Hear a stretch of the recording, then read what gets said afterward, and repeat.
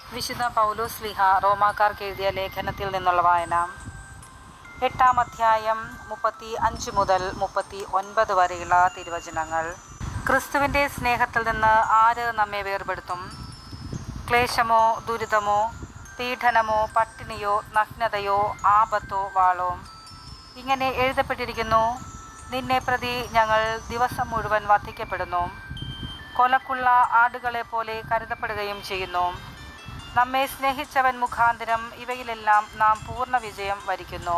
എന്തെന്നാൽ മരണത്തിനോ ജീവനോ ദൂതന്മാർക്കോ അധികാരങ്ങൾക്കോ ഇക്കാലത്ത് ഉള്ളവയ്ക്കോ വരാനിരിക്കുന്നവയ്ക്കോ ശക്തികൾക്കോ ഉയരത്തിനോ ആഴത്തിനോ മറ്റേതെങ്കിലും സൃഷ്ടിക്കോ നമ്മുടെ കർത്താവായ യേശു ക്രിസ്തുവിലൂടെയുള്ള ദൈവസ്നേഹത്തിൽ നിന്ന് നമ്മെ വേർപെടുത്താൻ കഴിയുകയില്ലെന്ന് എനിക്ക് ഉറപ്പുണ്ട്.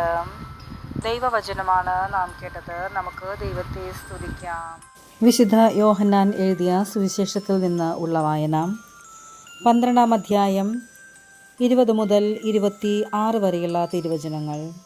തിരുനാളിൽ ആരാധിക്കാൻ വന്നവരിൽ ഏതാനും ഗ്രീക്കുകാരുമുണ്ടായിരുന്നു. ഇവർ ഗലീലയിലെ ബെത്സേദായിൽ നിന്നുള്ള ഫിലിപ്പോസിൻ്റെ അടുക്കൽ ചെന്നു പറഞ്ഞു: പ്രഭോ, ഞങ്ങൾ യേശുവിനെ കാണാൻ ആഗ്രഹിക്കുന്നു.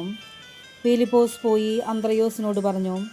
അന്ത്രയോസും ഫിലിപ്പോസും കൂടി യേശുവിനെ വിവരമറിയിച്ചു. യേശു പറഞ്ഞു: മനുഷ്യപുത്രൻ മഹത്വപ്പെടാനുള്ള സമയമായിരിക്കുന്നു. സത്യം സത്യമായി ഞാൻ നിങ്ങളോട് പറയുന്നു, ഗോതമ്പ് മണി നിലത്ത് വീണ് അഴിയുന്നില്ലെങ്കിൽ അത് അതേപടിയിരിക്കും, അഴിയുന്നെങ്കിലോ അത് വളരെ ഫലം പുറപ്പെടുവിക്കും. തൻ്റെ ജീവനെ സ്നേഹിക്കുന്നവൻ അത് നഷ്ടപ്പെടുത്തുന്നു. ഈ ലോകത്തിൽ തൻ്റെ ജീവനെ ദ്വേഷിക്കുന്നവൻ നിത്യജീവനിലേക്ക് അതിനെ കാത്തു സൂക്ഷിക്കും. എന്നെ ശുശ്രൂഷിക്കാൻ ആഗ്രഹിക്കുന്നവൻ എന്നെ അനുഗമിക്കട്ടെ. അപ്പോൾ ഞാൻ ആയിരിക്കുന്നിടത്ത് എന്നെ ശുശ്രൂഷകനും ആയിരിക്കും. എന്നെ ശുശ്രൂഷിക്കുന്നവനെ പിതാവ് ബഹുമാനിക്കും. ദൈവവചനമാണ് നാം കേട്ടത്. നമുക്ക് ദൈവത്തെ സ്തുതിക്കാം.